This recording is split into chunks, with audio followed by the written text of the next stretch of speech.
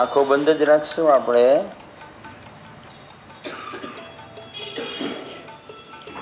પોતપોતાના પરમાત્માને યાદ કરી લેશું આપણે. ઈષ્ટ દેવતાને જે તમારા દરેક સુખ અને દુઃખના સાથી છે.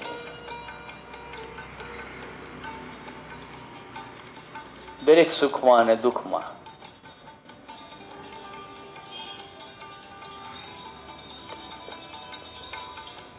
આપણી સાથે રહે છે. આપણો પોતાનો શ્વાસ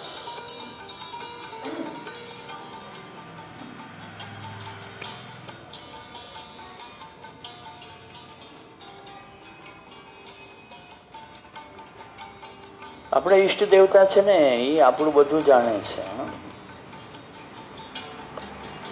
અને આપણા પોતાના ઈષ્ટ દેવતા આપણી પાસે કોઈ અપેક્ષા નથી રાખતા કે તમે એને કંઈક આપો.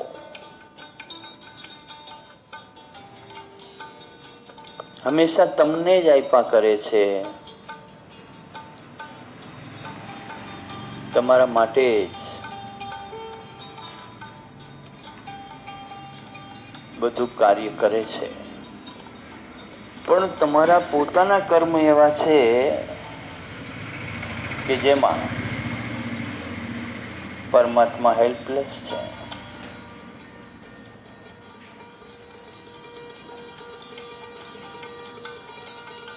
કારણ કે તમારું તમને મળે એમાંથી તમારે તમારું જીવન ગુજરાન ચલાવવાનું છે. પછી સુખ મેળવવું હોય કે દુઃખ મેળવવું હોય, આ બધું જીવન ગુજરાન માટે જ છે. સુખ પણ જીવનને જીવવા માટે છે, દુઃખ પણ જીવનને ભોગવવા માટે છે. દુઃખ છે એ સમસ્યાનું કારણ છે, સુખ છે એ આનંદનું કારણ છે. પણ સુખમાં પણ ક્યારેક દુઃખ મળવા માંડે છે અને દુઃખમાં પણ ક્યારેક સુખ મળવા માંડે છે. તો એ છે આપણા કર્મનો આધાર. તો આપણે આપણા કર્મો વધારેમાં વધારે સુધારવાના છે. અને એને સુધારવા હોય તો આપણે આની પહેલા જે પ્રાણાયામ કર્યો અને હવે જે ધ્યાન કરવા જઈ રહ્યા છીએ, તો ઈષ્ટ દેવતા તમને ક્યારેય એમ નથી કહેતા કે તમે એના માટે કંઈક કરો. ઈષ્ટ દેવતા હંમેશા એમ કહે છે કે તમે તમારા માટે કરો તો એમાંથી હું નવરો પડું ને તો હું બીજા માટે કંઈક કરી શકું. પણ તમે જ પરમાત્માને રોકી રાખો તો પરમાત્મા કેટલી જગ્યાએ પહોંચે? એ તો ઘટઘટનો વાસી છે, બધે પહોંચી જાય એમ છે. પણ એને તમારામાંથી તો નવરો રાખો. તમે તો તમારું કરતા શીખો.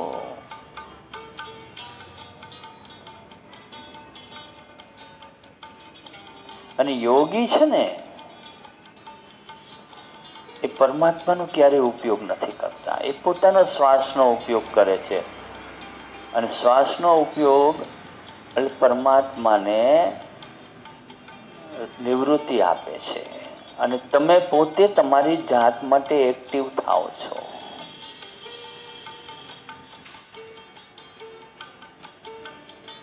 તો તમારે તમારા પરમાત્માને કોઈ દી હેરાન નથી કરવાના, પરેશાન નથી કરવાના. એની પાસે કશું માગવાનું નથી. અને એને આપવાનું હતું એ તો બધું આપી દીધું છે. પછી તમારે એને વાપરવાનું છે. બધા સુખો આપી દીધા છે. પણ એ સુખોને તમે દુઃખમય બનાવી દો છો. કારણ કે તમને તમારા શ્વાસનું અને તમારું ધ્યાન તમારા તરફ નથી હોતું, જગતની અન્ય બાબતો તરફ હોય છે. તો જગતની અન્ય બાબતોમાં રસ ન લેતા તમે તમારા જીવન પ્રત્યે, તમારા આરોગ્ય પ્રત્યે વધુ ધ્યાન આપો. તમારા સુખમય જીવનની કામના તમારે પોતે કરવાની છે. અને તમારે પોતે સુખો મેળવવા માટે મહેનત લેવાની છે, સારા કર્મ કરવાના છે. અને જન્મો જન્મના કર્મોમાંથી બચવા માટે આપણે જે પ્રાણાયામ અને ધ્યાન અત્યારે કરાવી રહ્યા છીએ એ મહત્વપૂર્ણ છે. આમાં તમારું ઘણું બધું પાપ કર્મ બળી જશે. આનો નિત્ય અભ્યાસ કરવાથી રોજ થોડા થોડા થોડા પાપ બળવા લાગશે અને નવા નવા પુણ્યનો ઉદય થવા લાગશે.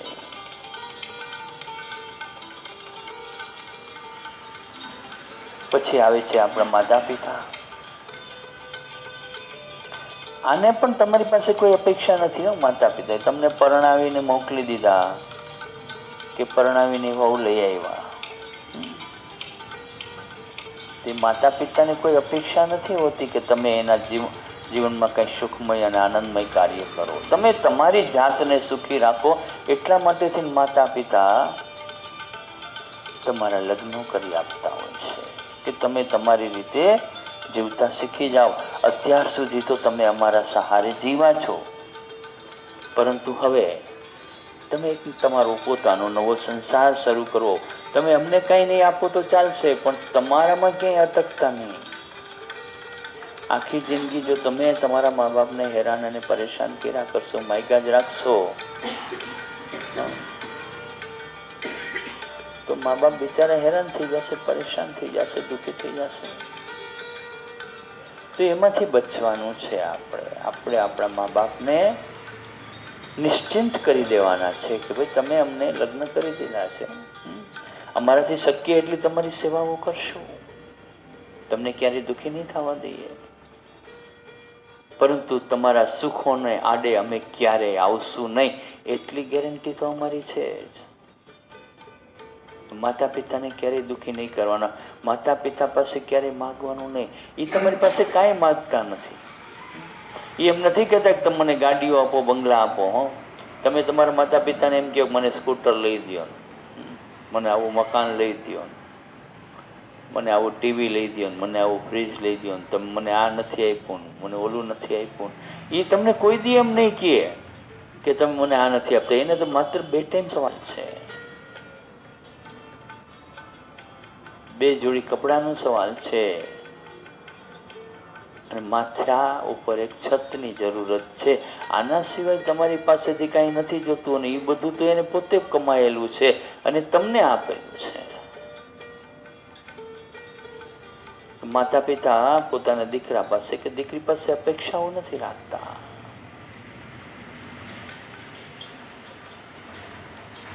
તો એ માતા પિતાને વંદન કરવાના છે જેમ પરમાત્માને આપણે વંદન કર્યા. કોઈ દી મા બાપને દુઃખી કરતા નહીં જો તમારે સુખી થવું હોય તો. નહીં તો તમારી સંતાનો છે, સમજી લેજો. કર્મ તો ભોગવવાનું છે, કર અને જો. એટલે તે કવિએ લખ્યું છે કે કર્મ ઇતના ઊંચા कि हर बुलंदियों को छू ले, इज्जत से नाम तेरा आ जाए हर जुबां पर, सांसों का रख भरोसा. શ્વાસનો ભરોસો, ધ્યાનનો ભરોસો, આપણી જાતનો ભરોસો છે. દુનિયામાં બીજાના ભરોસે જીવવા કરતા પોતાની જાતનો ભરોસો રાખો, એ તમને વધુ લાભ આપશે. હા, ઘણા કામો એવા હોય છે કે બીજાની મદદ આપણે લેતા હોય છે તો સામે આપણે મદદ પણ કરતા હોય છે, પરંતુ ખાલી બીજાની મદદની અપેક્ષાએ જીવવું, આપણે કંઈ કરવું જ નહીં, તો એ તો બહુ દુઃખમય કાર્ય છે. તમારી જાતને દુઃખી કરવા બરોબર છે. એવી જ રીતે જેમ માતા પિતા કંઈ અપેક્ષા નથી રાખતા, તમારા ઈષ્ટ દેવતા તમારી પાસે અપેક્ષા નથી રાખતા. અને 4 તત્વ છે: ધર્મ, અર્થ, કામ અને મોક્ષ. તો પરમાત્મા એ ધર્મ છે. જીવન કેવું હોવું જોઈએ એ પરમાત્માના જીવન ઉપરથી આપણે જોવાનું છે. આપણે આપણો જન્મ પછી ધર્મ બજાવવાનો છે. આપણે આપણું ધર્મ સમજીને જીવન જીવવાનું છે. એટલે ધર્મનું પાલન કર્યું કહેવાય. ઈશ્વરને ક્યારેય હેરાન પરેશાન ન કરો, અને તમે ક્યારેય એની પાસે કોઈ માંગણી ન કરો. ફક્ત પરમાત્માને એટલું જ કહો કે પરમાત્મા તને ઠીક લાગે એવું અમારી સાથે તું વર્તન કરજે પ્રભુ. અમારી ક્યાંય ભૂલ હોય તો અમને જાગૃત કરજે, અમને ટપારજે, અમારી ભૂલ અમને સમજાવજે. અમારી આંખો બંધ જ રાખશું. આપણે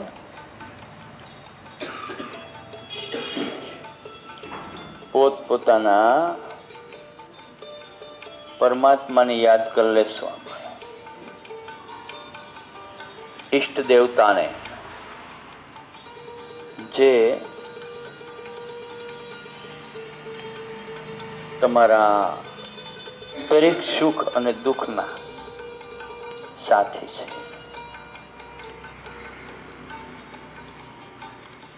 દરેક સુખમાં અને દુઃખમાં